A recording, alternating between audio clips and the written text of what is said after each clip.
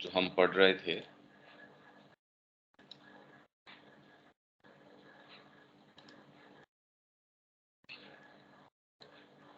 मतलब अपन वृंदावन की हिस्टोरिसिटी, कृष्ण हुए नहीं हुए, उसकी रेलेवेंस, ये सारों के बारे में बात कर रहे हैं।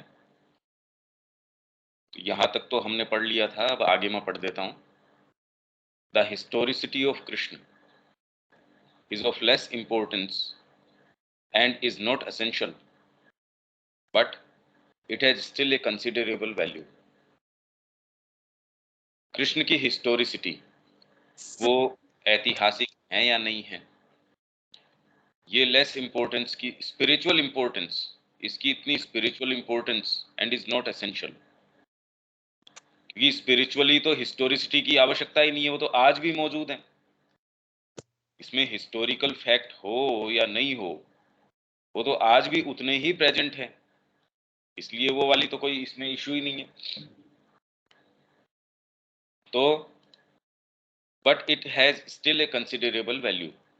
It does not seem to me that there can be any reasonable doubt that Krishna the man, who was not a legend or a poetic invention, but actually existed upon earth and played a part in the Indian past. अब ये तो बहुत जबरदस्त statement हो गया। ये कह रहे हैं मेरे को इसका कोई भी रीजनेबल कारण नहीं नजर आता डाउट करने का कि व्यक्तिगत रूप से कृष्ण मनुष्य के रूप में was not a legend or a poetic invention but actually existed, इसमें मेरे को कोई शक की बात नहीं है। और played a part in the Indian past, Bharat के अतीत के अंदर इन्होंने एक बहुत महान भूमिका, important part प्ले किया। Two facts emerge clearly, दो फैक्ट्स हैं जो हमारे सामने साफ साफ उभर के आते हैं। that he was regarded as an important spiritual figure, कि उनको एक स्पिरिचुअल फिगर, एक व्यक्तित्व, आध्यात्मिक व्यक्तित्व के रूप के अंदर प्रतिष्ठापित किया गया था। One whose spiritual illumination was recorded in one of the Upanishads, एक उपनिषद के अंदर इनके स्पिरिचुअल इल्यूमिनेशन को दर्ज किया गया था। And that he was traditionally regarded as a divine man, one worshipped after his death as a deity, मृत्यु के बाद में उनको एक देवता के रूप में, और ट्रेडिशनली जिसे एक divine man. This is apart from the story in the Mahabharata and the Puranas. Mahabharata और पुराणों के अंदर जो कथा आती है, जो जिस तरीके की लीलाएं आती हैं, उनका जो भी हम बनाएं वो एक अलग बात है। उससे अलग कृष्ण के वजूद की जहां तक बात है, तो ये कह रहे हैं इसके अंदर कोई डाउट नहीं है, उनकी विद्यमानता के ऊपर कोई रीजनेबली डाउट करने का कोई कारण नजर नहीं आता। There is no reason to suppose that the connection of his name with the development of the Bhagavad religion, Bhagavat धर्म का विकास जो हुआ उसके साथ उनका जो नाम जुड़ा है, मतलब श्री कृष्ण के इर्द गिर्द चारों तरफ घूमती है ये सारी चीज। An important current in the stream of Indian spirituality was founded on a mere legend और पोएटिक इन्वेंशन, कि खाली एक लेजेंड या एक पोएटिक इन्वेंशन, कोई किंवदंती है या कोई पौराणिक कथा है या कोई कवि रचना है, उसके आधार के ऊपर और भागवत जो धर्म है उसका सारा ताना बाना बुथा गया, और जो भारतीय आध्यात्मिकता है उसकी धारा के अंदर एक इतना महत्वपूर्ण एक धारा है, एक प्रवाह है। ये ऐसा लगता है कि कोई कवि कल्पना के आधार पे ही सारी चीज नहीं है, इसके पीछे निश्चित रूप से कोई आधार अवश्य रहा है, ये श्री अरविंद कह रहे हैं। भाई हमारे लिए यदि ये प्रश्न है कि श्री कृष्ण हिस्टोरिक हैं या नहीं है, अब ये उसके भी उत्तर दे रहे हैं। उसका आध्यात्मिक महत्व क्या है, पुराणों वगैरह का एफर्ट क्या था, वो एक अलग सब्जेक्ट है। पर जहां तक भागवत की, क्योंकि यहीं से हमने शुरू किया था कि भागवत है या नहीं है, मतलब उसका जो आधार है, क्या कभी कृष्ण हुए थे, या ये वृंदावन जिसकी चर्चा करी जाती है ये वृंदावन है। The Mahabharata is a poem and not history, हालांकि उसको इतिहास के अंदर माना जाता है।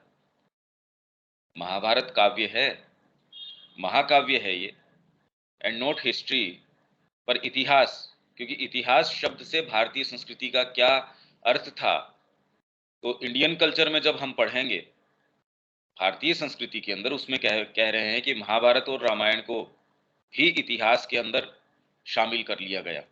इतिहास वो किसको बोलते थे और किस तरीके से अपने इतिहास को आगे की संतति तक ले जाने के लिए आपके इतिहास को आप चिरंतन कैसे बना सकते हो, उसको आपने गीतों के अंदर ढाल दिया, काव्य के अंदर ढाल दिया। फिर बाद में खाली आपका इतिहास, भैया आप इस भौतिक स्तर के ऊपर ही जी रहे हो तो क्या इतिहास है आपका? यहाँ एक से एक आपके पास महारत हैं, आपके पास डीपर चीजें हैं, आपके पास ओकल्ट चीजें हैं, आपके पास स्पिरिचुअल चीजें हैं। अब आपकी संतति तक उसको एक से दूसरे तक कैसे लेके जाओ, और जो ब्रह्म ज्ञान है वो कैसे हस्तांतरित करो, तो इसका माध्यम एक तो हमने पढ़ाई था इनका रविन्द्रनाथ टैगोर का। उन्होंने कहा ऐसे गीति नाटक हैं, ऐसे मतलब गली गली के अंदर इस तरीके के लोग, फिर दादी नानी की कथाएं, वो आपको बच्चों को वो सारी चीजें बता रही हैं, काव्यात्मक चीजें हैं, पूरा माहौल नाटकों का मंचन हो रहा है, आपके सारी चीज उससे प्रेरित है। आपको उन आदर्श बना दिए गए कि जीवन के अंदर हर क्षण आपको कैसे वो प्रेरित करें। तो राष्ट्रीय देह को ये चीजें हमेशा ही अनुप्राणित करती रही। तो इन्होंने हिस्ट्री को खाली कोरी हिस्ट्री नहीं, उसके साथ कितनी कितनी सारी चीजें और जोड़ दी, जिससे कि वो हमेशा के लिए ही बनी रहे। भाई यदि राम जी हिस्टोरिकल होते और यदि उनमें कोई स्पिरिचुअल तत्व नहीं होता, या ऐसी कोई चीज होती जिससे हम आज संपर्क न बिठा सकते हों, तो अपने समय में कितने भी भव्य रहे हों, हमारा तो उनसे कोई कनेक्शन नहीं हो सकता। और हिस्ट्री में चाहे कितने भी सुपरलेटिव टर्म्स के अंदर उनका वर्णन किया गया हो, तो भी आज हमारे जीवन को मोल्ड या उसको प्रभावित नहीं कर सकती कोई चीज। तो इन चीजों की महत्ता है कि ये आज भी हमको दिशा प्रदान कर रही हैं। अब जैसे गीता के लिए माँ ने कहा ना, श्री अरविंद की कमेंट्री पाने के बाद अब तो इसका एक्शन और डिसाइसिव हो गया। ये तो लिबरेट तो करेगी करेगी, पर एक्शन और डिसाइसिव हो गया इसका। अब वो मीयर खाली हिस्ट्री होता या कितना भी कोई महान रहा होता, अब उसका क्या प्रभाव है? Traditionally preserved in memory, memory के अंदर इस बात को, हिस्टोरिकल इवेंट को, और ट्रेडिशनली प्रिजर्व किया गया मेमोरी के अंदर। Some of the figures connected with it, और उसके साथ कुछ ऐसे व्यक्तित्व जुड़े हुए हैं। कौन? धृतराष्ट्र, परीक्षित, या और फॉर इंस्टेंस सर्टेनली एग्जिस्टेड। अब ये श्री अरविंद कह रहे हैं, अब ये कहाँ से कह रहे हैं अब भी ठीक है, पर हमको इसमें मानने में कि ये एक हिस्टोरिकल फैक्ट है, भाई हमारे लिए तो ये प्रामाणिक हो ही गई ये बात। Certainly existed, and the story of the part played by Krishna as leader, warrior, and statesman can be accepted as probable in itself, कि कृष्ण जो है एक लीडर के रूप में, एक योद्धा के रूप में, एक स्टेट्समैन के रूप में, इसको स्वीकार किया जा सकता है as a probability in itself, and to all appearance founded on a tradition which can be given a historical value and has not the air of a myth or a sheer poetical invention। कोई पौराणिक गाथा या कोई कवियों की रचना या कोई इजाद कर लिया उन्होंने, ऐसी चीज नहीं है। That is as much as can be positively said from the point of view of the theoretical reason as to the historical figure of the man Krishna. मानव रूप में कृष्ण का आविर्भाव हुआ, उसके ऐतिहासिक तथ्य के लिए इतनी बात तो पॉजिटिवली कही जा सकती है, इसको डाउट करने का कोई कारण नजर नहीं आता। बट इन माई व्यू, अब श्री अरविंद कह रहे हैं कि भी जहां तक हिस्टोरिसिटी की बात है, ऐतिहासिकता की बात है, तो इतनी बात अवश्य कही जा सकती है। पर जहां तक मेरी बात है, मेरा जहां तक दृष्टिकोण है, there is much more than that in it, and I have always regarded the incarnation as a fact and accepted the historicity of Krishna as I accept the historicity of Christ। तो मेरे लिए इनके आविर्भाव के अंदर खाली उसकी historicity की बात नहीं है, उसमें बहुत बहुत और तत्व हैं। तो मैं हिस्टोरिसिटी ऑफ क्राइस्ट को भी उतना ही मानता हूँ और हिस्टोरिसिटी, ऐतिहासिकता कृष्ण को भी उतना ही स्वीकार करता हूँ एक फैक्ट के रूप में। The story of Vrindavan is another matter. अब जहां तक वृंदावन की लीलाओं की बात, स्टोरी ऑफ वृंदावन का मतलब जो वृंदावन की लीलाएं हैं, भगवान की लीलाएं हैं, इज अनदर मैटर, ये एक दूसरी बात है। It does not enter into the main story of the Mahabharata. ये महाभारत की जो मेन कथानक है, मुख्य है, उसके अंदर नहीं आता। And has a Puranik origin. और इसका ओरिजिन, इसका मूल स्रोत, जो ये लीलाएं हैं और हैं, ये कहाँ से उद्गम हुआ? भाई ये भागवत के अंदर है। यदि आप इतिहास या जिस मेन प्लॉट के अंदर ये कैरेक्टर आया है कृष्ण का, उसके अंदर ये लीलाओं वगैरह की बात नहीं है। ये लीलाएं जो है, इनका पुराणिक ओरिजिन है, भागवत के अंदर है। And it could be maintained, और हम ये मान सकते हैं, that it was intended all along to have a symbolic character. तो हम ये मान सकते हैं कि इन कथाओं का एक सिंबॉलिक कैरेक्टर है। ऐसा ही शुरू से स्वीकार किया गया कि इन कथाओं का एक सिंबॉलिक कैरेक्टर है। And at one time I accepted that explanation. और एक बार मैंने भी ये मान लिया था कि इनका सिंबॉलिक कैरेक्टर है, but I had to abandon it afterwards. पर बाद में मेरे को अपना ये जो व्यू है, ये त्यागना पड़ा। There is nothing in the Puranas that betrays any such intention. पुराणों में ऐसा कुछ भी नहीं है जो इस तरीके का इंटेंशन, कि पुराणों का ये इंटेंशन हो, उसको झलका जाए, उसको दिखा जाए। बिट्रे का मतलब दिखा जाना। तो पुराणों में तो ऐसी कोई बात है नहीं। तो शुरू के अंदर ये माना जाता था कि भी इसका सिंबॉलिक कैरेक्टर है। मैंने भी स्वीकार किया था इसका सिंबॉलिक कैरेक्टर है, पर बाद में मैंने ये, मेरे को छोड़ना पड़ा, क्योंकि पुराणों में ऐसी कोई चीज नहीं है जो ऐसे कोई आपकी हो, मानस इस चीज का, आपका मंतव्य हो, इसका इंटेंशन हो, उसमें तो झलकता नहीं पुराणों में तो ऐसा कुछ। हम जबरदस्ती मान रहे हैं कि पुराण ये काम कर रहे हैं। It seems to me that it is related as something that actually occurred और अकर्स समवेयर। ये सबसे इंपॉर्टेंट बात है। ये एक ऐसी चीज है जो वृंदावन की घटना है, वहां की कथा है, वो एक्चुअली घटी है। ये कोई कवि कल्पना नहीं है। और अकर्स समवेयर, और अब भी हो रही है। अब ये कितनी विचित्र बात है। मतलब न केवल वो हुई, एक्चुअली हुई, ये भी बहुत बड़ी बात है, पर अभी भी हो रही है। अकर्स समवेयर, अभी भी हो रही है।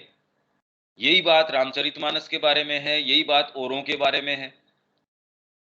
ये इतिहास नहीं, ये एक ऐसी चीज है, ऐसा सत्य है जो किसी समय रहा हो, ऐसी बात नहीं है। भाई गीता किसी समय रही हो, पर आज न हो रही हो, आज हम उसमें प्रवेश करके कोई चीज न ला पा रहे हो, तो हमारे लिए तो उसकी कोई प्रासंगिकता ऐसा सच रही नहीं। The gopis are to them realities and not symbols. गोपियां जो हैं, जो पौराणिक हमारे, जिन्होंने इनका प्रणयन किया या लिखा, उन्होंने खाली देख के रिकॉर्ड किया है। तो उनके लिए गोपीज कोई कल्पनाएं या कोई सिंबल्स या कोई ऐसी भावात्मक उन्होंने फिगर्स तैयार कर दी भी। जैसे हम पंचतंत्र की कथाएं हैं, हम ये कह रहे हैं खरगोश ने ये बात करी, इसने, शेर ने आके ये जवाब दिया, तो हमको आज भी कितनी ऐसे मधुर लगती हैं वो। और जबकि बुद्धि से हम जानते हैं भी न तो शेर बोलता, न कोई वो बोलता, और हमको उससे कोई दिक्कत नहीं होती। वो आप जानते हो यार, इससे, इसके माध्यम से ये बात दूसरी कहना चाह रहे हैं, ये तो स्वीकार तुरंत ही कर लेते हो आप कि इसमें ये थोड़ी है कि ये शेर बोल रहा है या ये पेड़ बात कर रहा है, ये सांप ने ऐसे कहा। पर इनके लिए ऐसा नहीं था। आप यदि सिंबल को मानवीकरण के अंदर भी स्वीकार कर लेते तो एक अलग बात है, पर इनका ऐसा मानना नहीं है कि ये कोई सिंबल को इन्होंने ऐसे प्रतिरूप दे दिए हों। इनके लिए वो रियलिटीज हैं, रियल कैरेक्टर्स हैं, जिनका वजूद था नहीं, आज भी वैसे की वैसी वो लीलाएं चल रही है। अब ये तो बड़ी जबरदस्त बात है। It was for them at least an occult truth. मतलब एटलीस्ट एन ओकल्ट ट्रूथ, कम से कम एक ओकल्ट ट्रूथ तो जरूर था। An occult and symbolic are not the same thing. अब जब तक इसका एहसास नहीं हो, कि ओकल्ट, गुह्य और सिंबॉलिक, प्रतीकात्मक, ये दोनों एक चीज नहीं है। जैसे पहाड़ कोई चीज का सिंबल है, पर ओकल्ट ट्रूथ उसके पीछे क्या हो सकता है? एक गुह्य सत्य है इसके पीछे, और ओकल्ट और स्पिरिचुअल ये अलग अलग है। आपको ओकल्ट जो है वो तो एक फैकल्टी है, स्पिरिचुअलिटी में आपने प्रवेश किया न किया, पर आप में ये ओकल्ट कोई फैकल्टी अगर ये ओपन है, आप स्पिरिचुअल हो ये कोई जरूरी नहीं है। पर हाँ, स्पिरिचुअलिटी के फील्ड में ऑटोमेटिकली ये आपके जो है चीजें ये खुल जाती हैं, इसलिए ज्यादा आप धर्म से, इनसे ये चीजें असाइन करते हो। बाकी ओकल्टिज्म है और स्पिरिचुअलिटी है, इसका आपको पता होना चाहिए भी कैसे इसमें अंतर है। और ओकल्टिज्म है और आपका जो ये जादू है, इसमें बहुत बड़ा अंतर है। या आप ये नहीं कह सकते ये एक ही चीज है। मैजिक है और ओकल्टिज्म है। मैजिक तो वो कह रहे हैं जैसे एक फॉर्मूला है, दो चीज ये मिलाओगे ये चीज बन जाएगी। और ओकल्ट तो पूरा का पूरा विज्ञान है, ये फिजिक्स है पूरा का पूरा। उसका एक कोई आपने पकड़ लिया, ये दो चीज मिलाओगे ये हो जाएगी।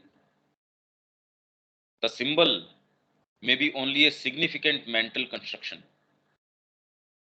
अब ये क्या होता है सिंबल? अब देख रहे हो ना आप, कितनी जबरदस्त गुंथी हुई बात चल रही है कि कम से कम उनके लिए ये एक ओकल्ट ट्रूथ था, एक गुह्य सत्य अवश्य रहा, जीवंत रियलिटी तो थी ही। पर यदि हम इसको मिनिमम टर्म्स के अंदर माने तो ओकल्ट ट्रूथ तो उनके लिए एटलीस्ट ओकल्ट ट्रूथ था। और ओकल्ट और सिंबॉलिक एक ही चीज नहीं होती, समान चीजें नहीं है। Symbol may be only a significant mental construction और only a fanciful invention, but the occult is a reality. हालांकि ये सिंबल शब्द का बहुत ही बाहरी तरीके से अर्थ कर रहे हैं यहाँ श्री अरविंद। ये एक सिंबल है, जैसे एक राष्ट्र का कोई एक सिंबल है या किसी चीज का ये एक सिंबल है। पर हाँ, डीपर सिंबल्स भी हैं, वो उसको रिप्रेजेंट करते हैं उस चीज को। सिंबल का मतलब ये है कि कोई डीपर ट्रूथ है, वो बाहरी उपकरणों के माध्यम से द्योतित कर रहा हो किसी डीपर चीज को। पर ये जो ओकल्ट ट्रूथ है ये तो बिल्कुल अलग चीज है, इसका नेचर अलग है। तो सिंबल में भी only a significant mental construction और only a fanciful invention, but the occult is a reality which is actual somewhere. Occult एक ऐसी रियलिटी है जो कहीं न कहीं सत्य है, behind the material scene, as it were, मानो। मटेरियल सीन, ओकल्ट का मतलब ही यही है कि मटेरियल सीन आपको जो बाहर दिख रहा है उसके पीछे, and can have its truth for the terrestrial life and its influence upon it. और उसका टेरेस्ट्रियल लाइफ, पार्थिव जो जीवन है, उसके लिए सत्य हो सकता है और उसके ऊपर वो प्रभाव डाल सकता है। ये संभावना के रूप में नहीं कह रहे। जैसे कल हम पढ़ के गए थे कि भारत अपने आप में कोई ये is not a piece of earth, और कोई सामूहिक नाम भी नहीं है, ये तो देवी है। और वो more real and more permanently real than the man that they influence. जिन लोगों पे ये देवी या ये सत्ता प्रभाव डालती है उससे ज्यादा रियल, ज्यादा परमानेंटली रियल है, may even embody itself there. यहाँ तक कि ये जो ओकल्ट रियलिटी है या एक सत्ता है उसके पीछे, वो अपने को सह शरीर मूर्तिमान कर सकती है। खाली प्रभाव ही डालना कोई आवश्यक नहीं है, अपने आप को मूर्तिमान कर सकती है। ये ऐसे सत्य हैं। The lila of the gopis seems to be conceived as something which is always going on in a divine gokul। Bhagavata Gokul है, दिव्य गोकुल है, उसके अंदर गोपियों की जो लीला है, seems to be conceived, उसकी परिकल्पना या उसको देखा गया इस तरीके से जो मानो सदा ही नित्य चल रही हो। अगर नित्य चल रही है तो आज भी आप उसके संपर्क में आ सकते हो। तो श्री अरविंद ने यही तो कह दिया यहाँ कि एक समय मेरा ये मानना था कि इसका कैरेक्टर सिंबॉलिक है, पर बाद में मैंने ये छोड़ा, ये अपना जो जो ये मानना है। इसका मतलब श्री अरविंद इसके अंदर प्रवेश किए तब छोड़ा ना भाई। इसका ये तो सीधे सीधे अर्थ निकलता है कि मेरा एक समय ये मानना था, जैसे वेद के विषय में उन्होंने कहा मेरा ये मानना था कि ये जो कहा जाता है इसके विषय में ये कर्मकांड है, तो मैं ऐसा ही मानता था। पर जब मेरे को स्वयं को उन देवियों का साक्षात्कार हुआ और उसका एक्सप्लेनेशन और कहीं नहीं मिला। वेद के विषय में तो भाई मैंने ये मन में जमा के बैठा था जैसे कि एक आम धारणा थी कि इसके अंदर कोई डीपर स्पिरिचुअल ट्रूथ्स नहीं है, ये तो कर्म कांड है, इस तरीके के मंत्र जपो, इस तरीके के ये काम करो। तब जब इस तरीके से मैंने, किसी ने मेरे को सजेस्ट किया कि भी आप इसके अंदर थोड़ा सा देखिए, जब मैंने देखा तो सारे के सारे अनुभव उसके अंदर, ऐसी भाषा के अंदर मेरे को उसका सूत्र मिल गया। तो मेरा वेदों के प्रति अज्ञान है मेरे लिए एक जो वरदान हो गया। यही यदि मैं सायण के तरीके से जाता या दूसरों के तरीके से जाता तो मैं कभी उनकी तरफ उन तक नहीं पहुंच सकता था। उन्होंने तो वैसे अर्थ ही नहीं कर रखे थे, इसलिए मेरे को इसकी कुंजी मिल गई। तो श्री अरविंद ने कहा इसके विषय में मेरा ज्ञान जो है मेरे लिए लाभकारी रहा, कि मैंने अनुभव से शुरू किया और वो अनुभव किस तरीके से उसके अंदर एनकोडेड है। फिर मैंने देखा अरे ये फंक्शन है इसका, इस देवता का या इस देवी का या इसका, ये हाँ ये है। अनुभव के बाद उन्होंने सारी चीज को एस्टेब्लिश करना शुरू किया, पहले नहीं। तो इसी तरीके से जब ये बोलते मेरा ये इसके प्रति मानना था और बाद में मेरे को ये छोड़ना पड़ा, तो तुरंत ही इस चीज से ये पता चल रहा है वो किस कारण, कि गोपियों की जो लीलाएं हैं और दिव्य जो गोकुल है वो चिरंतन है, हमेशा ही चल रही है उसके अंदर, और इसीलिए आज इतने महत्व की है, आज इतने महत्व की ये चीज। तो हमारे लिए फिर बढ़िया क्या रहे, यदि ये एक्सेसिबल है तो इससे संपर्क किया जाए। अगर किसी से मैं रही हो तो हमारे क्या कितने एक मतलब की है, उसकी तो एक हिस्टोरिकल वैल्यू तो हो सकती है, प्रैक्टिकल वैल्यू तो उसकी कोई है नहीं। And which projected itself in an earthly Vrindavan, उसने अपने आप को अर्थली वृंदावन के अंदर प्रोजेक्ट किया, and can always be realised and its meaning made actual in the soul. और उसका जो मीनिंग है, उसकी जो बात है, वो क्या कहना चाह रहे हैं, इसीलिए भगवान कृष्ण के मन में क्या रहा होगा या क्या नहीं रहा होगा, अगर हम जान भी पाते अपनी प्रस्तावना में। आप यदि गीता प्रबंध की प्रस्तावना के अंदर, वो शुरू के अंदर देखेंगे, श्री अरविंद कह रहे हैं यदि हम ये जान भी पाते कि उनका वास्तविक आशय क्या था श्री कृष्ण का, तो भी हमारे लिए कोई वन थिंग नीडफुल या नेसेसरी, कोई महत्वपूर्ण ऐसी नहीं है। पर हमारे लिए महत्व की ये है कि आज प्रासंगिकता हमको किस चीज की है, वो सत्य हम जो उसके अंदर लेके आते हैं उसकी इंपॉर्टेंस है। नहीं तो हम ये जान भी पाते कि उस समय का समाज किस तरीके का था, उस समय का तरीका क्या था, हमने पता लगा लिया, पर आज उसका लाभ क्या। It is to be presumed that the writers of the Puranas took it as having been actually projected on earth in the life of the incarnate Krishna, and it has always been so accepted by the religious mind of India। तो ऐसा presume किया जाता है कि पुराणों के जो लेखक थे उन्होंने इस तरीके से माना, या ये हम ये भी नहीं कह सकते कि जिस तरीके से उनके सेंसरी परसेप्शंस थे, भाई एक कवि है या फिर एक कलाकार है, एक मूर्ति के अंदर वो प्रेजेंस को देख रहा है, वैसे ही उसका वर्णन कर रहा है। तो वो इसी रूप के अंदर पुराणों के लेखक जो इतने ज्यादा कल्टीवेटेड थे, तो उनकी इंद्रियां क्या इसी तरीके से काम कर रही थी। भाई वो ये सारी पॉसिबिलिटीज हैं, और श्री अरविंद कह रहे हैं उन्होंने तो एक्चुअली उसको प्रोजेक्टेड यहां अर्थ के ऊपर किया हुआ देखा, और कृष्ण की लाइफ के अंदर इनकारनेट हुआ देखा। तो इसलिए भारतीय जो आध्यात्मिक या रिलीजियस मन है, धार्मिक मन है, उसने हमेशा से कभी उसके विभेद रहा ही नहीं इस बात का, कृष्ण रहे या नहीं रहे। उनको आज भी बड़ी गहरी तकलीफ होती है जब वो उनको निर्वासन किया जाता है। आज कितनी गहरी तकलीफ होती है, यदि कोई हिस्टोरिकल फैक्ट होता तो कितना उसमें क्या हो सकता था। फिल्मों के अंदर उसको कितना सेंसेशनलाइज किया जाता है, यहाँ कोई सेंसेशनलाइज करने की जरूरत है क्या। जो प्रसंग आते हैं रामायण के, उसके अंदर भरत का जो चरित्र है, उसके अंदर जो जो चरित्र है, कितना डीपली मूव करता है आपको। और दोनों के अंदर आप देख सकते हो, जब आपको सेंसेशनलाइज किया गया हो उसके बाद आपकी चेतना का स्तर, और इसके अंदर जब आप डीपली मूव्ड होते हो उसके बाद आपकी चेतना का स्तर, दोनों के अंदर देख लो आप। इसमें तो आपको कोई ऐसा सच कुछ दिखाई नहीं रहे, वो तो काव्य है, उसके माध्यम से भी आपका कितना उत्थान हो जाता है। आप कहते नहीं ये रियलिटी नहीं है, तो फिर इसका मतलब आप अपनी रियलिटी से अभी वाकिफ नहीं हो? ये तो आध्यात्मिक सत्य है। These questions and the speculations to which they have given rise have no indispensable connection with the spiritual life. In questions का कि वृंदावन रहा या ये रहा या वो रहा, इनका कोई स्पिरिचुअल लाइफ के साथ कोई इंडिस्पेंसिबल कनेक्शन नहीं है। There what matters is the contact with Krishna. Spiritual life के अंदर तो जो चीज महत्व रखती है वो ये है कि कृष्ण के साथ आपका संपर्क, उनके साथ आप संपर्क कर सको, उनकी चेतना के साथ आप संपर्क कर सको, and the growth towards the Krishna consciousness, the presence, the spiritual relation, the union in the soul, ये चीजें महत्व की है। अगर वो रहे और उनके साथ आप ये ऐक्य साधित न कर सको तो उनके होने नहीं होने का फायदा भी क्या है? जैसे पत्रों के अंदर माँ के विषय में वो कह रहे भाई तुम इनको फिजिकल मदर क्यों मानते हो, उनकी नियरनेस तो अपने हार्ट के अंदर महसूस करो। जब माँ स्वयं वहां मौजूद थी तब श्री अरविंद ये कह रहे हैं।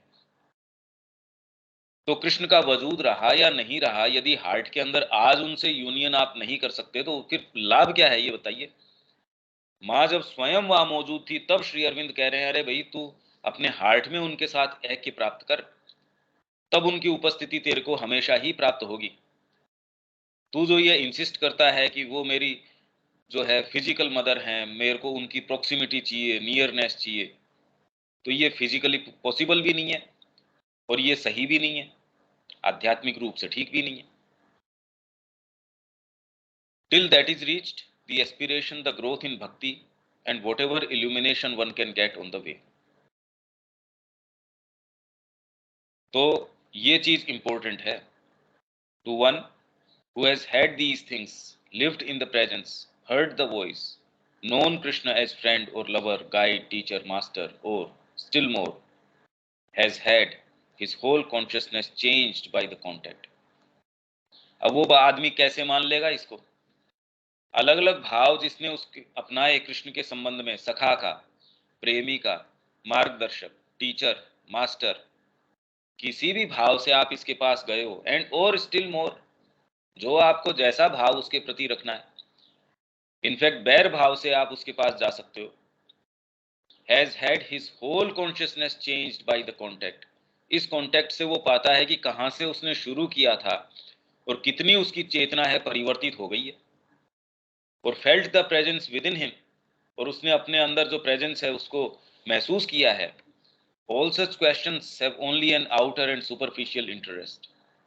तो ये जितने भी प्रश्न हैं इनका फिर बाद में बाहरी और खाली ये सुपरफिशियल इंटरेस्ट की चीजें रह जाती है, मतलब इनका कोई महत्व नहीं रहता। इसीलिए कृष्ण प्रेम को उसने कहा लेडी ने कि तेरे को शर्म नहीं आई, लज्जित कर दिया तूने हमारी पूरी रेस को, तेरे को मिला क्या ये सारा स्वांग रच के? ट्रेन में जा रहे थे तो जेब से अपने वो छोटा सा कृष्ण की वो प्रतिमा है वो निकाली कि मैडम ये मिले मेरे को। अब उसको तो बेचारी को क्या समझ में आती, वो जल भून गई, एकदम गुस्से से लाल हो गई कि इसने तो ये कि कोई करने का काम है, बताइए। ऐसा हट्टा कट्टा शरीर, चेहरे के ऊपर कितना अच्छा लग रहा है, हमारी जाति का इसने कितना, बताइए, अपमान किया है, भगवा धारण कर रखे हैं इसने। So also to one who has had contact with the inner Vrindavan and the lila of the gopis, made the surrender and undergone the spell of the joy and the beauty, or even only turned to the sound of the flute, the rest hardly matters। और ये कोई जरूरी नहीं कि आपको कान से सुनाई दी हो, ये सूक्ष्म रूप से आपको ये, मेरे को माँ की वाणी सुनाई दी, मेरे को माँ का रूप दिखाई दिया, मेरे को इनकी किन्हीं की कोई आवश्यकता नहीं है कि आपको कभी भी इस तरीके का आभास हुआ हो। और फिर भी एक ये इतना डीप स्पिरिचुअल ट्रूथ रहता है, क्योंकि कई को वाणियां सुनाई देती हैं, कई को कुछ सुनाई देता है, इनफैक्ट उनकी प्रामाणिकता है कम, उनकी प्रामाणिकता उतनी नहीं है। पर द फैक्ट कि आपकी आत्मा ने देखा है और उसको कोई आवश्यकता नहीं है इस तरीके से बारी आपको कोई कोई वाणी सुनाए, कोई इस तरीके की चीज दिखाए, फिर भी आपके लिए इतना डीप स्पिरिचुअल ट्रूथ है कि कोई फर्क नहीं पड़ता मेरे को कुछ दिखाए या नहीं दिखाए, मेरा जीवन तो माँ का है या जिसका भी है, वो आप उछाल के दे सकते हैं। कहने का मतलब आपकी आत्मा ने कोई साक्षात्कार किया, उसको ये बाहरी प्रूफ्स की, मेरे को माँ की वाणी सुनाई दी, मैंने वहां टच किया तो मेरे को इस तरीके का महसूस हुआ। हो सकता है ये सारी चीजें हो सकती हैं और होती हैं, पर ये चीजें अपने आप में हों ये कोई आध्यात्मिकता का प्रमाण नहीं है। इनफैक्ट आपके ये कोई सा भी न हो और डीप डाउन आपके ये बिल्कुल एक एस्टेब्लिश्ड श्रद्धा हो, ये करने का तो काम ये है, और आजीवन मेरे को कोई कोई चीज न नजर आए तो भी इससे क्या फर्क पड़ता है भाई? कोई बार्गेनिंग मोड में थोड़ी हैं। हमको माँ दिखे, कृष्ण की हमको बांसुरी सुनाई दे तो हम चले, हमको ये हो तो ये करें। वो तो हो सकता है किसी की चेतना इस तरीके की हो उसको प्रूव करने के लिए, या किसी के भाई अलग अलग सबका कॉम्पोजिशन है। मेरे को भी ये सुनना चाहिए, मेरे को भी ये, इसकी क्या आवश्यकता है भाई? But from another point of view, if one can accept the historical reality of the incarnation, there is this great spiritual gain that one has a point to go for a more concrete, मतलब ये उसको तथ्य मिल जाता है, उसको एक आधार मिल जाता है कि हाँ मैंने माँ की वाणी सुनी, हाँ भी माँ थी, ये कोई ऐसे ही नहीं है कि हम जिसकी पढ़ रहे हैं वो कभी रहा नहीं। तो यदि आपको ये एक सिक्योर ग्राउंड चाहिए तो उस पॉइंट के लिए तो ठीक है, हिस्टोरिकल रियलिटी ऑफ इनकारनेशन। तो इसमें खाली आध्यात्मिक आपका लाभ ये ही है कि आपको एक one has a point two पोए, मतलब आपको एक आधार, एक ये जिस ग्राउंड पे आप खड़े होते हैं, for a more concrete realisation in the conviction, आप कन्विक्शन आपको हो जाता हाँ भाई ये ऐसी कोई बात नहीं है। क्योंकि यदि आपके बाहरी सेंसेस पे ही हो तो आपको ये तो कन्विंस करना जरूरी है कि भाई ऐसी कोई चीज रही है, नहीं तो अंदर को तो आपको जरूरत नहीं, अरे रही है या नहीं रही है क्या है, मेरे लिए तो चिरंतन चल रही है। उस व्यक्ति को जिसको इसका टच प्राप्त हो गया, और जिसको हमेशा ही ये टच प्राप्त होता है, वाणी प्राप्त होती है, दूसरा यदि हेलुसिनेशन भी बताता है तो आपके फर्क थोड़ी पड़ता उस बात से। पर हाँ इससे ये एक चीज एस्टेब्लिश हो जाती है in the conviction that once at least, एक बार तो कम से कम the divine has visibly touched the earth, एक बार कम से कम परमात्मा ने इस अर्थ को टच किया है, made the complete manifestation possible, made it possible for the divine super nature, भगवान की जो परा प्रकृति है, एक बार कम से कम ये संभव हुआ है to descend into this evolving but still very imperfect terrestrial nature. अगर इस दृष्टिकोण से देखें तो हाँ इतना महत्व इसका अवश्य है कि आप कहते हो एक बार तो कम से कम डिवाइन सुपर नेचर है, उसने यहाँ आके इस टेरेस्ट्रियल नेचर को टच किया है। अगर आपके लिए इस संभावना की मतलब हाँ भाई एक बार तो किया है, तो ये इसका डेफिनेटली ये कन्विक्शन तो ये आपको प्रदान करता है। यहां तक कोई बात है क्या?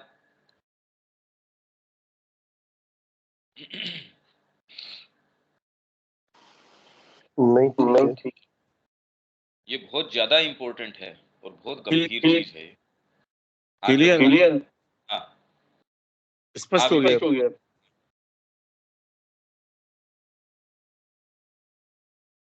ठीक है आगे बढ़ो। हाँ, पर अब इसके अंदर एक इंपॉर्टेंट प्रश्न हमारे साथ रह जाता है जो इसके अंदर इन्होंने टैकल नहीं किया, उसको खाली टच करके छोड़ दिया। तो पुराणों का एफर्ट क्या? भाई ये कह रहे हैं कोई, शुरू में मेरे को ये लगता था कि पुराणों का क्रिएशन है, पर बाद में मैंने अपना ये जो व्यू है ये अबेंडन किया कि इसका सिंबॉलिक कैरेक्टर है। शुरू में मैं ये मानता था राधा और कृष्ण का जो है वो सोल का अट्रैक्शन है परमात्मा के लिए, उसका ये सिंबल है, ये मानता था। कृष्ण प्रेम ने कहा रे उल्टी बात है, सोल का अट्रैक्शन जो है परमात्मा के लिए ये सिंबल है, राधा और कृष्ण रियलिटी हैं, ये इसका सिंबल है। अब ये बात तो समझ से परे है। हम ये कह रहे हैं आत्मा का परमात्मा के लिए जो आकर्षण है उसका सिंबल है, राधा शक्ति का और भगवान के लिए जो आकर्षण है उनका आलिंगन है। उनका ना ना बात उल्टी है। अब ये तो एक ऐसे क्षेत्र में प्रवेश करना है जो बिल्कुल अनधिकृत है, अनऑथोराइज्ड है। हमारे लिए तो दोनों ही बिल्कुल एब्स्ट्रैक्ट सी चीजें हैं। तो इसलिए जो वास्तविक मुद्दे हैं उनके अंदर तो प्रवेश करने का अभी हमारे पास कोई वो बात है नहीं, कि कुछ भी समझ में नहीं आ सकता जो वास्तविक मुद्दे हैं उसके अंदर। तो तो इसमें मैं आपके साथ ये और शेयर कर देता हूं कि पुराणों का एफर्ट क्या था। ये हमारी जो पुस्तक है भारतीय संस्कृति, उसके अंदर है।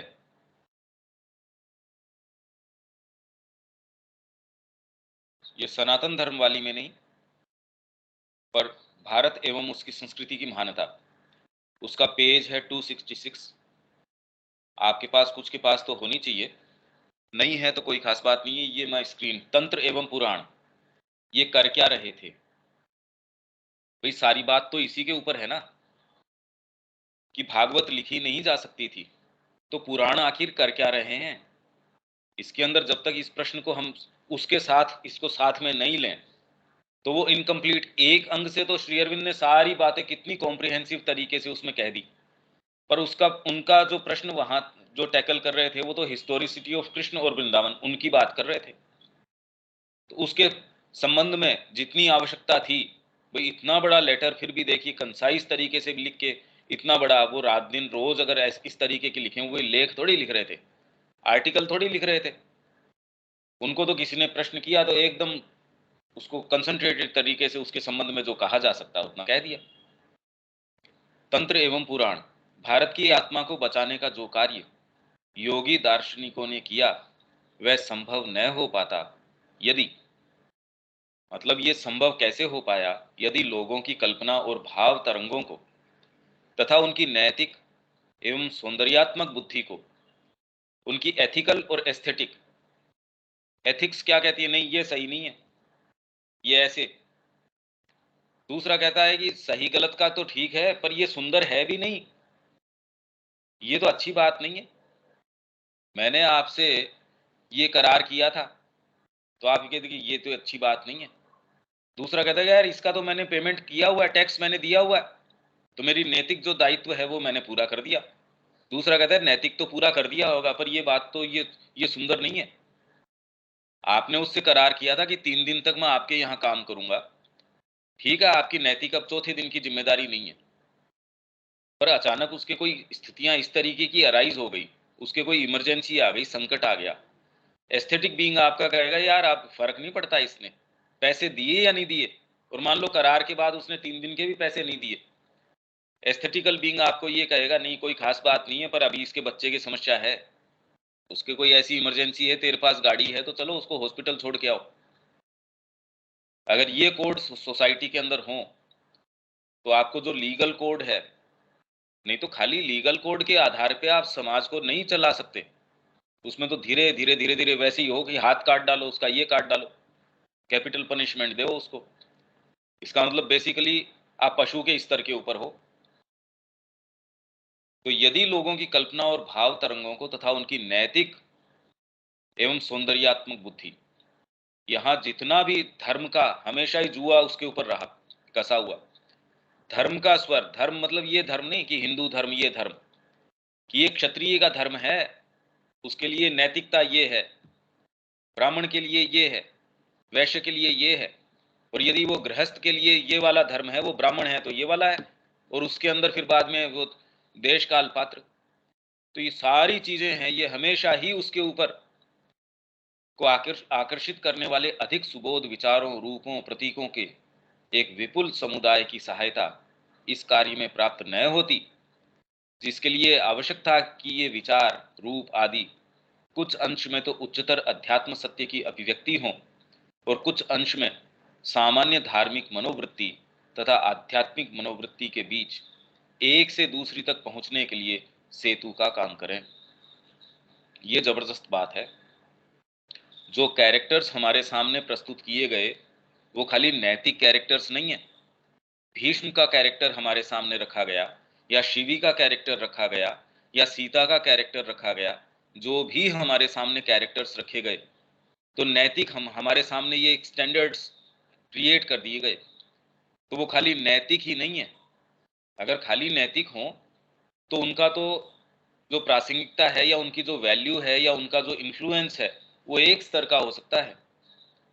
ये एक सेतु का काम कर रहा है।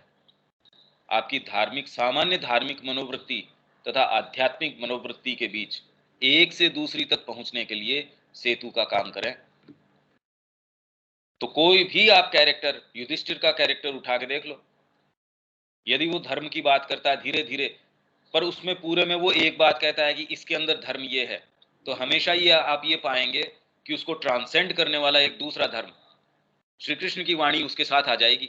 नहीं, धर्म तो आप भैया ये कह रहे हो ये तो ठीक है, पर ऐसे में ये नहीं चल सकता।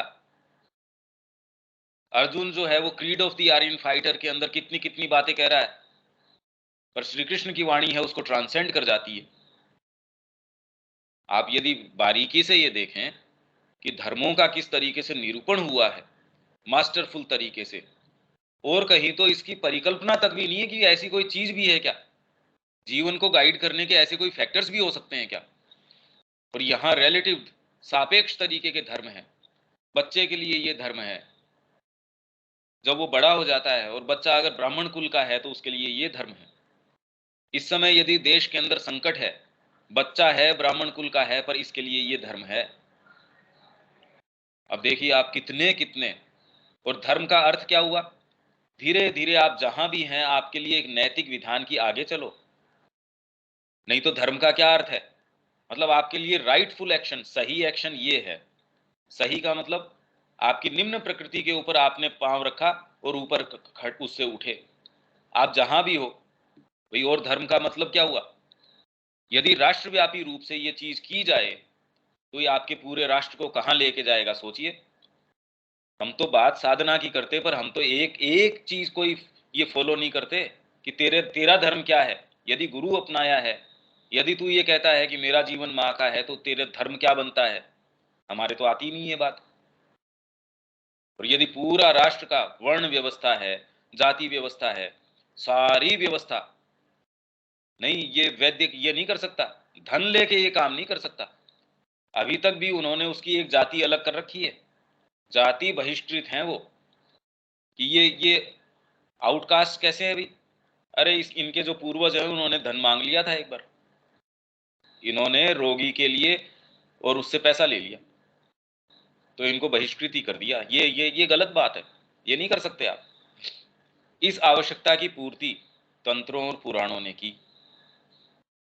अब ये कैसे की, मतलब कितना जबरदस्त कार्य, पूरे देश को उठाने का, उसको जीवित रखने का, और कोई दूसरी चीजें कर नहीं पाती, संभव नहीं हो पाता, इन्होंने कैसे किया आप देखो। पुराण इस युग विशेष के धार्मिक काव्य हैं, पौराणिक समय या जो, क्योंकि यद्यपि काव्य का ये रूप संभवतः प्राचीन काल में भी विद्यमान था, तथापि इसका पूर्ण विकास इस युग में आकर ही हुआ, और यह धार्मिक भावना की एक विशिष्ट एवं प्रधान साहित्यिक अभिव्यंजना बन गया, एक्सप्रेशन बन गया, लिटरेरी एक्सप्रेशन बन गया। और इनफैक्ट आप ये देखेंगे श्री अरविंद ये कह रहे हैं कि जो भी काल आए, आप दोनों तरीके से देख सकते हैं, उस काल को समझने का, उस युग को समझने का उसका दर्पण है वो साहित्य। इसलिए कह रहे हैं वैदिक युग, फिर कह रहे हैं पौराणिक युग। तो आपकी अंतरात्मा की उस समय क्या चीज थी, उसका यदि दर्पण है, तो हमारे यहाँ उसको हू बहू लाके साहित्य के अंदर उसकी अभिव्यंजना है ये। उसके अंदर देवताओं के प्रति आपका क्या है, जीवन के प्रति क्या है, आपके भाव क्या है, नैतिकता क्या है, आपकी सौंदर्य जो चीजें हैं वो क्या है, समाज का विधान क्या है, सारे तो इन्होंने साहित्यिक अभिव्यंजना है इसके अंदर। इसीलिए जब वेद के इतिहास की बात करी जाती है, वैदिक एज में अपन ने यही किया। श्री अरविंद ने कहा भी उसके अंदर पहली बात तो और कोई उपलब्ध है भी नहीं, और आवश्यकता है भी नहीं। आपके पास ऋग्वेद उपलब्ध है, तो आप और कहीं हिस्टोरिसिटी कहाँ ढूंढने जा रहे हो, उसी में ढूंढो ना। आप और कहीं से उसकी हिस्टोरिसिटी ढूंढेंगे, उससे सबसे नजदीक है ब्राह्मण ग्रंथ, शतपथ ब्राह्मण, ये ब्राह्मण वो ब्राह्मण। उनको भी जो इसकी कुंजी नहीं पता थी पूरी सी वेद की, जो सबसे नजदीक वेदों के है, तो आप और किसी से आशा तो कर ही कैसे सकते हैं। तो वेदों की हिस्टोरिसिटी, उनकी कुंजी आपको वेदों में ही ढूंढनी पड़ेगी। ये बात श्री अरविंद कह रहे हैं अपने वेद रहस्य के अंदर। निसंदेह पुराण शास्त्रों के संपूर्ण सारतत्व को तो नहीं, पर उनके मुख्य एवं बृहत अंश तथा वर्तमान रूप का श्रेय इसी युग को देना होगा। आधुनिक युग में जब से कि पश्चिमी युक्तिवाद से रंगे हुए आधुनिक विचारों का प्रवेश हुआ है तथा नए आवेगों के अधीन होकर बुद्धि फिर से प्राचीन संस्कृति के अधिक आरंभिक मूलभूत विचारों की ओर मुड़ गई है, पुराणों की बहुत अपकीर्ति और निंदा की गई है, कि पुराणों को बड़ी अवमानना करी गई है। जब से प्राचीन संस्कृति के मूलभूत विचारों को कि यार है क्या इसके अंदर देखते हैं, तो इनकी तरफ जब आधुनिक जो विचार है जब मुड़ा है, तो वो कहता है इनको सेंस ही नहीं था। अंगुली के ऊपर गोवर्धन धारण कर लिया यार, इनको न तो फिजिकल ज्योग्राफी का सेंस है। 1 लाख गायें गोदान किया इन्होंने, इनके नंद बाबा ने इतनी सारी गायों का दान किया, या वहां जब राजसूय ये यज्ञ चल रहा है उसके अंदर इतनी दास दासियां दी, इतने ये हीरे जवाहरात दे, इतने बड़े ये दिए। इनको सृष्टि शास्त्र का भी नहीं पता, इनको फिजिकल जो ज्योग्राफी है उसका नहीं पता। यार कैसी बातें कर रहे हैं ये। इतने समुद्र हैं, ये पहले दूध का समुद्र है, फिर ये है, फिर 7 तरीके के समुद्र हैं। या फिर आप जब प्रलय की बातें करते हैं, इसके अंदर वो एक नाव के ऊपर बीज रूप के अंदर इसको ले जाते हैं और फिर बाद में प्रलय हो जाती है। तो इस तरीके से इन सारी बातों की को लेके के इनको बिल्कुल कोई सेंस नहीं है। धरती है वो एक सरसों के दाने के बराबर है और वो शेषनाग है उसके सिर के ऊपर है, या भगवान है वो जल के अंदर निवास कर रहे हैं, वो शेषनाग के ऊपर शयन कर रहे हैं। या फिर मतलब जिस जिस तरीके की कथाएं, जिस जिस तरीके की कहानियां और उनके जो डिस्क्रिप्शंस हैं, और वो कह रहे ये वृंदावन, इसके अंदर ऐसा हो सकता है? इतने कोस की परिक्रमा है, इतने कोस का ये है कि यार फिजिकली पॉसिबल नहीं है। या इन्होंने ये जो मुनि थे, इन्होंने पूरा का पूरा जो समुद्र है वो पी लिया, यहाँ ऐसे थे। या दुर्वासा जी इस तरीके के थे, ये इस तरीके के थे। आप कहे इनको कोई सेंस नहीं था, तो जब आप उनकी डिटेल की तरफ, तो पुराणों की बहुत अपकीर्ति और निंदा की गई है। इसके अलावा भी और बहुत बहुत, क्योंकि इसमें सृष्टि शास्त्र, ब्रह्मा जी का एक दिन ये है, इनका ये कल्प है, इनका ये है, कि यार इनको कुछ भी नहीं पता। नेट तो समय का इनको सेंस है, न इनको कोई फिजिकल ज्योग्राफी का सेंस है, कोई सेंस नहीं है। कितना सुपरलेटिव टर्म्स के अंदर ये इसके अंदर यूं ही फेंक रहे हैं बस चीजें। तो आप अपने इंस्ट्रूमेंट्स के आधार पे इनको देखते हो, और वही इंस्ट्रूमेंट्स के आधार पे जब यहाँ की एस्ट्रोलॉजी और इनको देखते हो, तब कहते रहे ये क्या। तो आप ये तो समझने की कोशिश करो कि वो ही लोग एस्ट्रोलॉजी के अंदर कब से उन्होंने बता दिया। जब आपने बहुत समय बाद में ये कहा कि पृथ्वी जो है वो चक्कर काट रही है, इससे पहले तो भाई वो सूत्र के अंदर जैसे वो कह रहे हैं चला पृथ्वी स्थिरा भाती, ये तो कब कब कह दिया था ये। चला पृथ्वी, जो ये चलायमान है, जब ये बाद में कितने हजारों वर्ष बाद के अंदर इन्होंने जब ये कहा, उससे पहले ये सूत्र तो पहले ही दे दिया था। चला पृथ्वी स्थिरा भाती, स्थिर प्रतीत होती है। तो इसका मतलब ऐसे बेवकूफ लोग तो नहीं थे कि एक जगह तो इस तरीके का क्रिएशन कर रहे हैं और एक तरफ जो है ये पुराणों के अंदर इस तरीके की कि इतनी लाख गायें दे दी, इतना इन्होंने ये कर दिया। या फिर ये अघासुर था, ये वाला था। अब कृष्ण की भी लीलाएं पढ़ो तो वो लगता है यार कैसी बातें कर रहे हैं ये। ब्रिज के अंदर जो है इन्होंने बरसात इस तरीके की हुई, या फिर बाद में ये सारी गायें उठा के ले गए और ग्वाल बाल है सब उठा के ले गए ब्रह्मा जी। और कृष्ण ने, भगवान कृष्ण ने देखा और वो समझ गए, तो उन्होंने हू बहू सारी की सारी वैसी की वैसी सृष्टि कर दी। अब ब्रह्मा जी भी चकरा गए। यदि आप इस दृष्टिकोण से एक एक कथा आप कहेंगे यार ये करना क्या चाह रहे हैं ये, यदि इस दृष्टिकोण से आप सारों को, अभी तो धार्मिक मन हमारा ये है, उसको इतना रस आता है कि वो एक सेकंड भी इसकी फुर्सत उसको नहीं है कि ये फिजिकली रियल है या नहीं है। तेरी रियलिटी तेरे पास रख।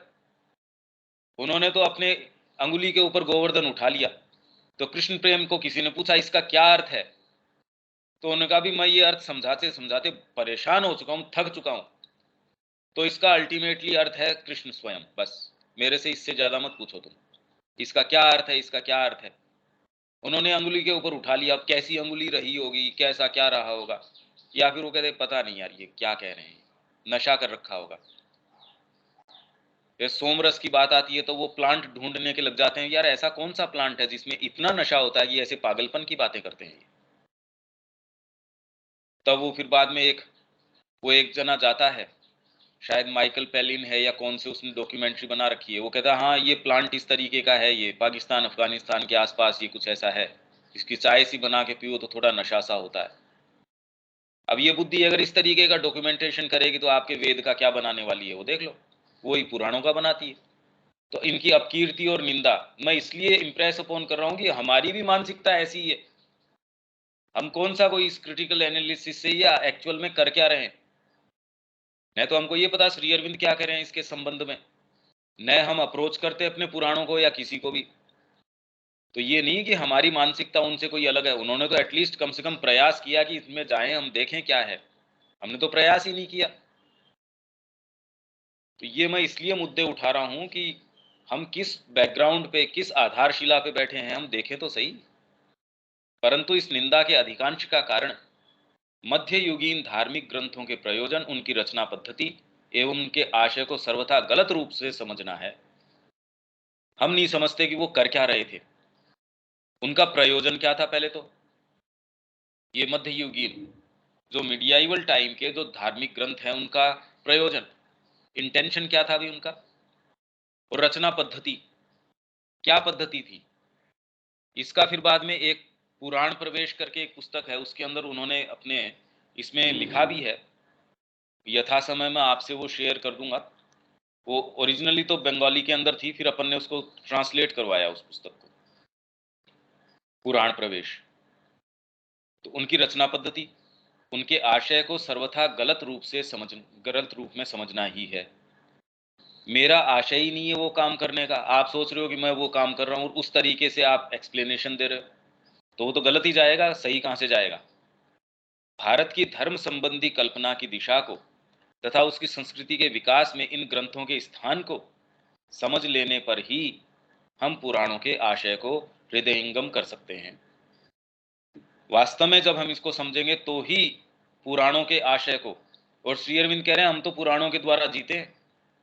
भारतीय संस्कृति डायरेक्टली आप यदि देखें, इनडायरेक्टली तो वेदों से चली आ रही है, वेद है, वेदांत है, पर हमारा जो जीवन है वो उनसे नहीं, पुराणों से, तंत्रों से, इनसे गाइडेड है।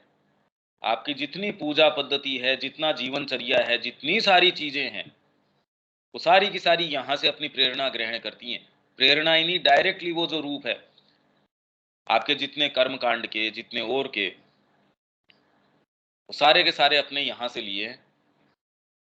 इनफैक्ट यदि कोई संघर्ष भी हो जाए, क्लैश ऑफ ड्यूटीज है या धर्मास है, उसमें आ जाए, तो हमको क्या करना चाहिए, उसके सूत्र हम कहाँ ढूंढें। यदि ये हमारे सामने एक एक संकट की घड़ी आ जाए कि इसमें क्या करना चाहिए, अभी तो बिल्कुल निम्न स्तर के ऊपर ये जा रहे हैं कि भाई समलैंगिकता के अंदर क्या करना चाहिए, जो पिछले दिनों ये जो कर रहे थे चर्चा, इसमें क्या करना चाहिए। पर फिर वो पूछते हैं इसकी प्रामाणिकता हमारे ग्रंथों में कहाँ है, इससे संबंधित चीजें कहाँ हैं, फिर वो ट्रेस करना। अभी तो अपने जिस स्तर के ऊपर उतर रहे हैं, क्योंकि बुद्धि तो ऐसे ही स्तर के ऊपर आएगी। आप देखो पिछले दिनों सुप्रीम कोर्ट में किस तरीके की चर्चाएं चल रही थी, कैसी बातें चल रही थी। वास्तव में हमारी अपनी सत्ता और अपने अतीत के संबंध में जो श्रेष्ठतर ज्ञान हमें आज पुनः प्राप्त हो रहा है, हमारी सत्ता और हमारे अतीत के विषय में, उससे पता चलता है कि पौराणिक धर्म, प्राचीन आध्यात्मिकता, दर्शन और सामाजिक धार्मिक संस्कृति के सत्य के ही एक नए रूप और विस्तार हैं।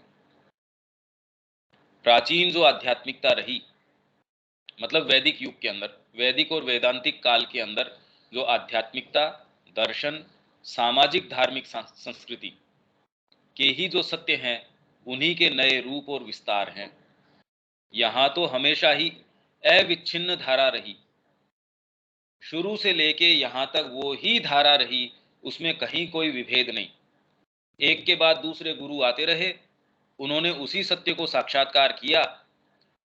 भाई वो ही गुरु आज के दिन में ही 4 क्लासेस में जा रहा है, उसी ज्ञान को वो देखो किस तरीके से प्रस्तुत करेगा। तो कालांतर के अंदर तो जैसे जैसे एक्सप्रेस करने की आवश्यकता रही, वैसे वैसे इन्होंने एक्सप्रेस किया। और इसका विवेचन श्री अरविंद के अलावा तो कोई करता नहीं इस तरीके से।